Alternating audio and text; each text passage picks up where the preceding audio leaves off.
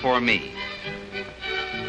Highly trained through college study and practical down-to-earth experience, Alex Nolan is a specialist in land management, a public servant who is forester, engineer, botanist, and biologist, all rolled into one.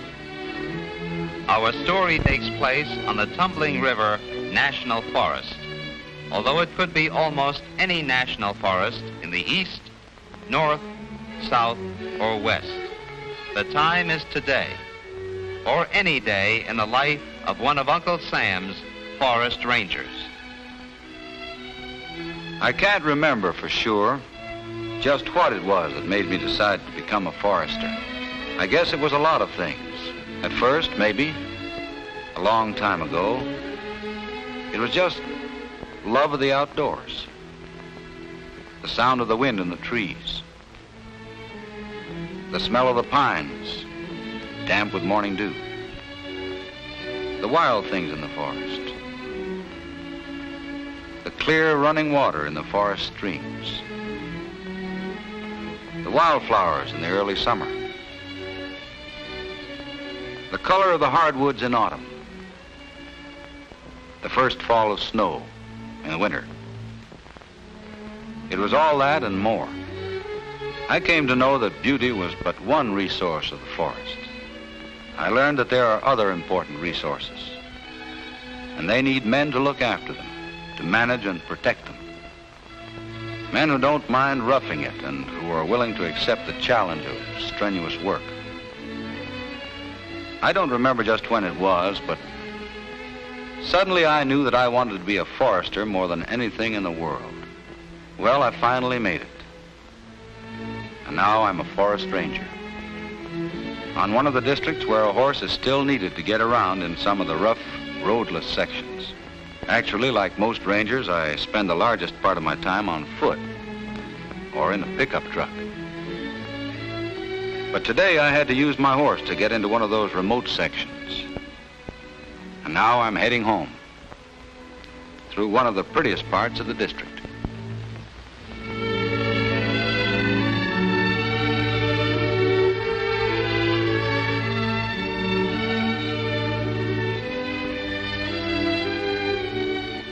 Here at the north end of my district are the big falls. You can almost always see a rainbow rising out of the mist. The Indians call this Nonona Tseveto, which means Rainbow Valley. And that's the name of my district, Rainbow Valley.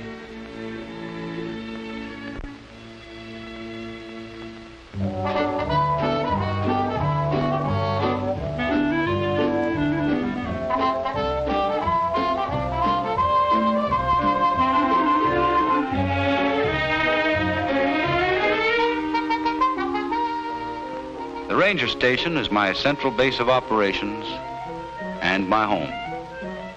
I've got a nice layout. Like all ranger stations, it was designed for efficiency. The office building serves as headquarters for my ranger district.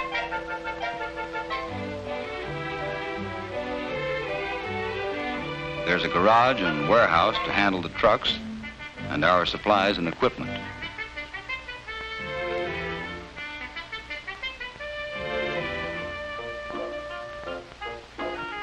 The barracks is the place where the work crews bunk in the summer.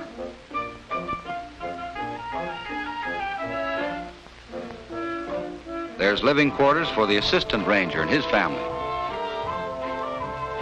And a place where I can hang my hat.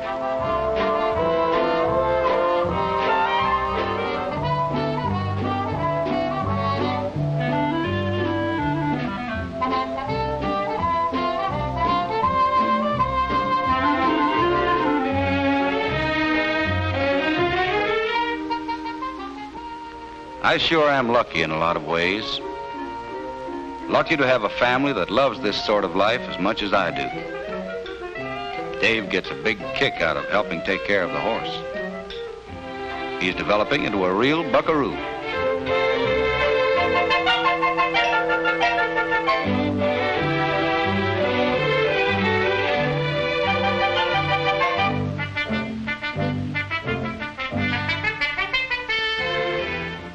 Judy loves the out of doors too, but she lends a willing hand with the chores around the house.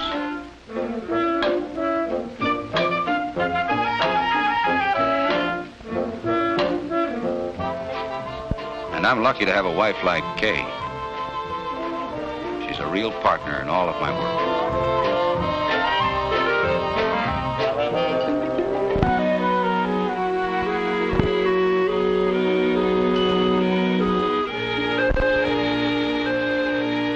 I know, of course, and so we give thanks to God for our many blessings.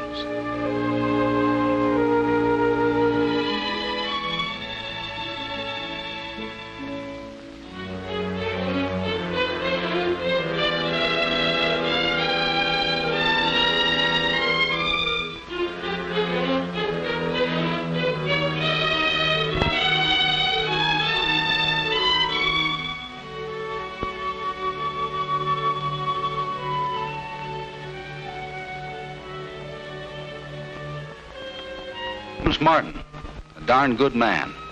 He's slated for a promotion soon, going to get a district of his own. Well, Bruce will make a good ranger. He's got what it takes.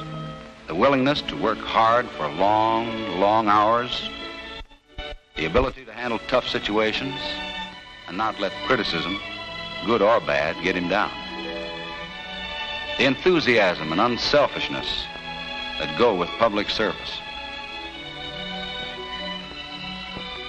To run a ranger district properly, you've got to do a lot of planning. Every job must be carefully analyzed to ensure the most efficient use of manpower and funds. This day, Bruce had the final figures on the Big Creek timber sale. Like all large timber sales on the national forests, a combination of planning and field activity was necessary before a single tree was cut. First, we had to make a careful examination of the timber sale area. We had to find out which trees should be cut, which trees should be left. You see, the forest always has to be kept in good growing condition to produce future crops.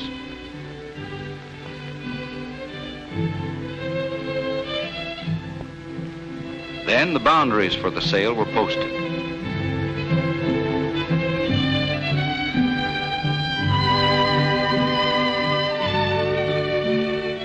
All the trees to be cut were marked with a paint gun. We marked the base, too, so that we would be able to check, even after felling, whether the right tree had been cut. Then we advertised the standing timber, and starting with a fair minimum price, sold it to the highest bidder. The Forest Service never does any logging itself. It's all done under timber sale contract by the purchaser. Bruce handled most of this sale, and he worked closely with the woods superintendent of the logging company that had bought the timber.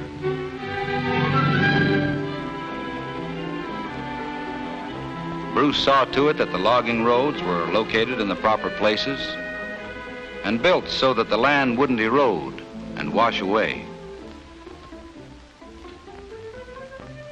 The actual cutting operations went on for months.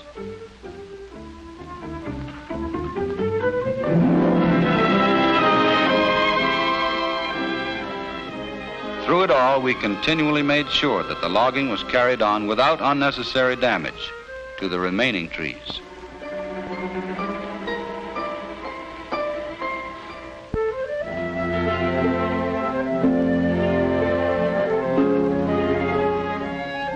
After the trees were cut into logs of proper length for hauling, they were dragged to a central point for loading onto trucks.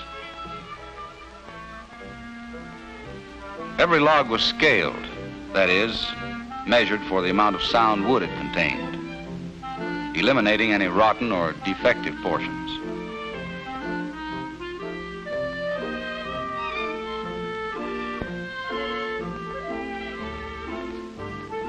On the basis of the recorded measurement of only the usable wood, the purchaser paid the government for the timber he cut and hauled away.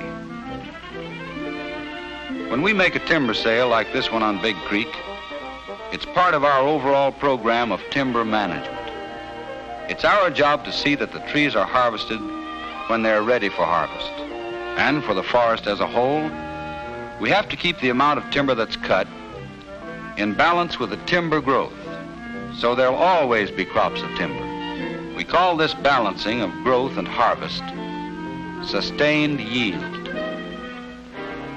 Then there's the money that's paid for the trees. 1/4 of all the money the Forest Service takes in, not only for timber, but for any commercial use, goes back to the states in which the national forests are located. That money is turned over to the counties for public schools and public roads. Another 10% is added to the funds that are appropriated to build roads and trails in the forests. In terms of human welfare, good timber management means jobs and paychecks for men in the woods, at the mill, and all along the line to the finished products. Employment and payrolls help bring stability to the homes of men and to their community.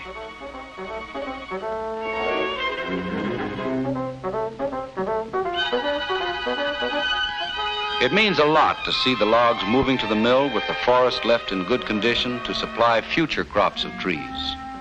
The water, range, wildlife, and recreation values unimpaired.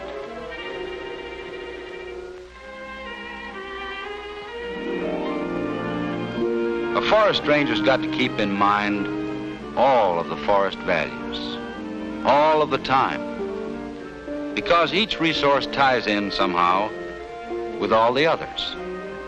A big part of national forest use, particularly in the West, is the grazing of sheep and cattle.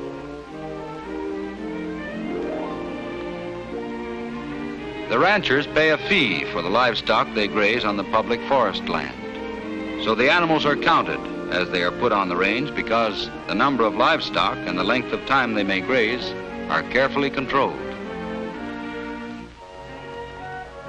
This is done to ensure that there will be sufficient grass for them year after year, with enough left over to protect the land against erosion.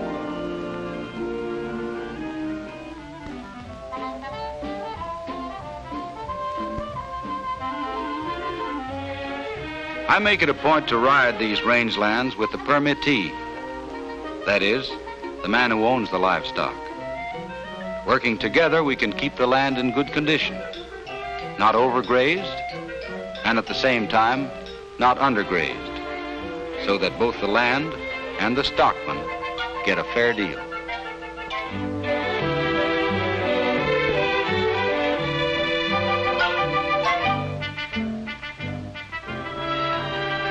I've got other jobs, all of them important, all requiring some degree of planning. The idea, of course, is to make the forest as useful as possible to the public, and at the same time easier to protect and manage. Take our forest roads, for example. Every road we build is necessary for the management, protection, and use of the forest. Once they are built, the same goes for the forest trails. They've got to be kept open for our work crews, as well as for the many folks who like to hike or ride.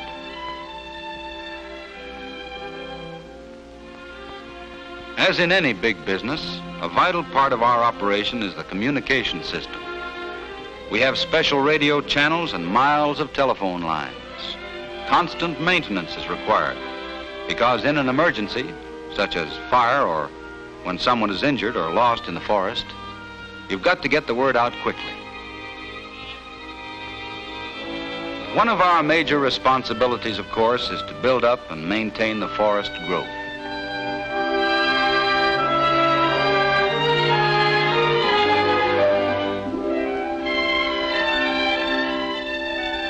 On our rangelands, we plant grass where needed to protect the land and provide necessary food for animals. And where erosion has already cut its evil path, we restore the plant cover to bring the land back into useful service. Then there's the wildlife in the forest. I like to think of wildlife as a renewable resource, just like grass, and trees. A resource that can be grown and used like any other crop. Good forest management and good wildlife management go hand in hand.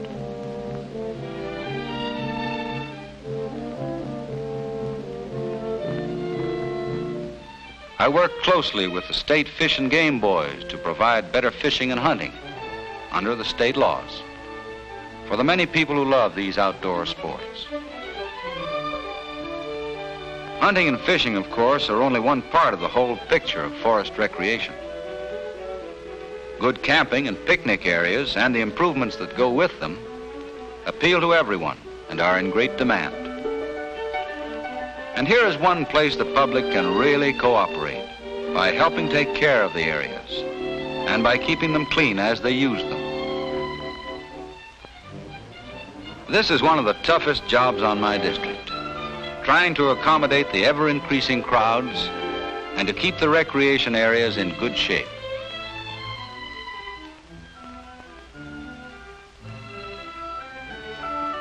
Just the same, I sure like to have people on the forest. I don't know of a better way to show them what's going on.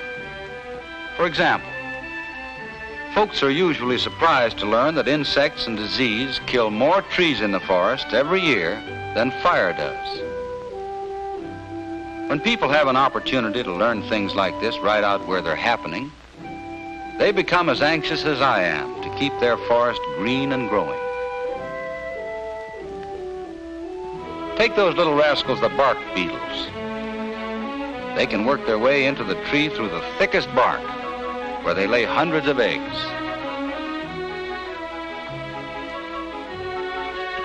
These eggs hatch into the larvae that eat the inner bark and kill the tree. It's my job as ranger to keep an eye open for sudden outbreaks of insects or disease and to prevent them from running wild. Everything we do in timber, range, and wildlife management, and in recreation, ties into our plans for water in one way or another. The water that flows from this forest is probably its most valuable resource. That's why, in managing the public range, I've got to keep the water values of the land definitely in mind. That's why, in handling the timber resource, I've got to always be sure that the flow of water in the streams will be maintained in good, clean supply, and that the land itself will be protected against erosion. This is far more than just a pretty stream running through the forest. It is the water that helps the trees and other plants to grow. It is the water that the wildlife must have to make their forest home complete. It is the water that the many visitors to the forest need to fully enjoy their outdoor recreation. My responsibility in keeping safe the water values of this land extends far beyond the forest boundary. This water, once it leaves the forest, has even greater services to perform. It is the water for irrigation, for building power, and serving the domestic needs of people and communities. In managing this public forest, I draw on the experiences of the rangers who came before me and on the practical results of the long years of study by the fellow experiment stations. A ranger soon learns that he can't take things for granted. Every situation calls for its own kind of action. This is especially true when a fire breaks out on the district. Then, all of our regular plans go by the board for the moment, and fire plans take over. From our lookout on Eagle Mountain comes a report of a smoke at 210 degrees. Bruce immediately plots it on our map. The lookout on Echo Bluff radios the position of the smoke as 305 degrees from her tower. Bruce makes his fix. It's in the Big Creek area, just logged, with lots of slash still on the ground. This can be a bad one. So I called the fire dispatcher to get every available man on the job. Our own fire station at the ranger station is already underway.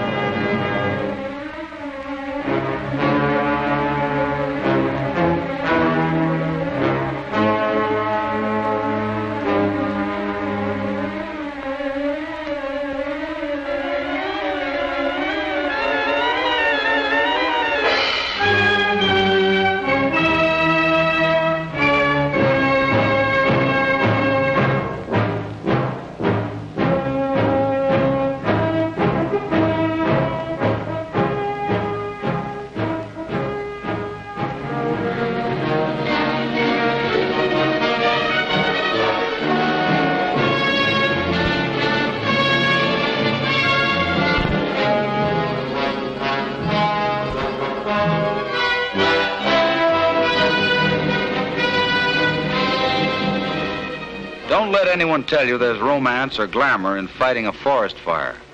It's just hard, hot, tiring, grueling work. A lot of it's still got to be done by hand. You build a line around the fire. When you can't get water, you throw dirt. The idea is to keep the fire in as small an area as possible.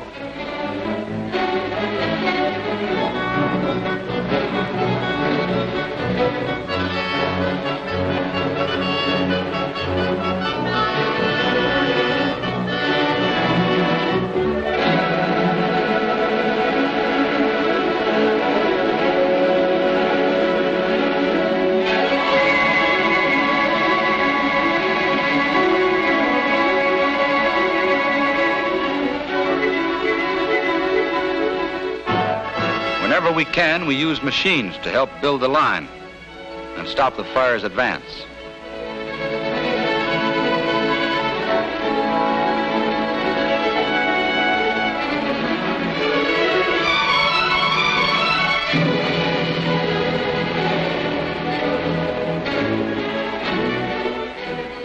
A forest fire can burn for hours, for days, sometimes even weeks.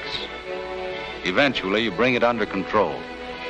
The boys finally get a line around it, and then starts the slow, tough job of mopping it up, putting it dead out. It's a real break when you've got a stream somewhere close, and you can pump some water in for the kill.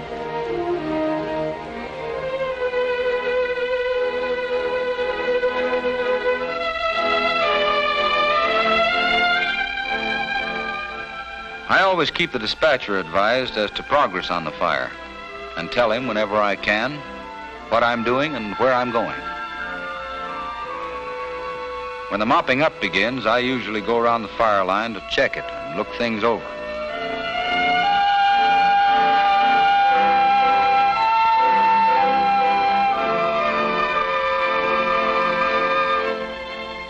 Fire does terrible things to a forest. If everybody could just see this, if they could just get the depressing feel of it, right out on the ground, I'm sure they'd be more careful with their matches, their cigarettes, and campfires.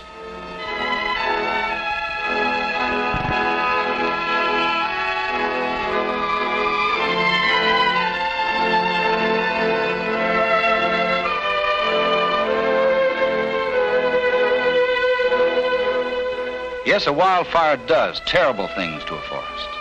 It's the little trees that suffer most. They don't have a chance. The soil takes a beating.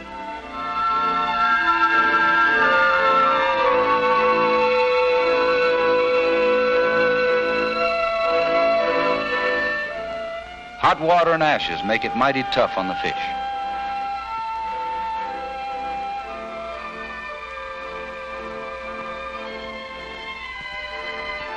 Sometimes, even the animals aren't fast enough.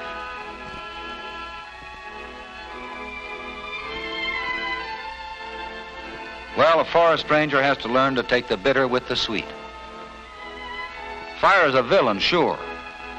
But fire isn't the only thing that makes a ranger's life pretty rough sometimes. There are so many conflicting interests in use of the forest. that you're often hard put to resolve them in the best interest of everyone. Most of the forest users, the timber operators, stockmen, miners, and sportsmen, are very cooperative and sincerely interested in safeguarding the resources of the forest. But unfortunately, there are always a few individuals who disregard the rules designed to protect all interests. They trespass on the wildlife, on the timber and range, and on the forest itself through carelessness and false claims of one kind or another. We must face up to this constantly. Dramatic stuff? Not at all. The real drama for me is in keeping the forest producing on the highest possible level. And that's why I'm glad I'm a forest ranger.